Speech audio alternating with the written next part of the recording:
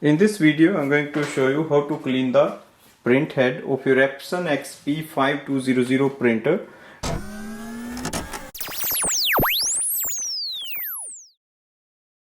We are going to use the automatic print head cleaning method that will help your printer to clean the print head. Any clogged ink will be removed and it will work like new. On the main control panel, we have to click on the home button and go to the maintenance. Press OK. You will see the option print head cleaning. So first we will do the print head cleaning. Click on the start. It's going to take around 3 minutes. So we'll wait for the printer.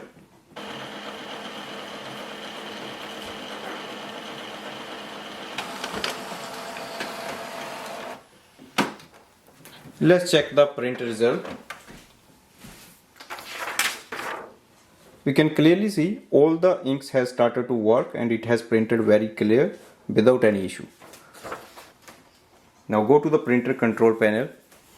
In case your printer is still not printing, then you can click on the X button and it will take you to the print head cleaning again. That means it can be repeated few times. In case this doesn't give any result, then you have to do the power cleaning. So right now I'm just going to close this. So this way we can do the print head cleaning of this printer. Thanks for watching.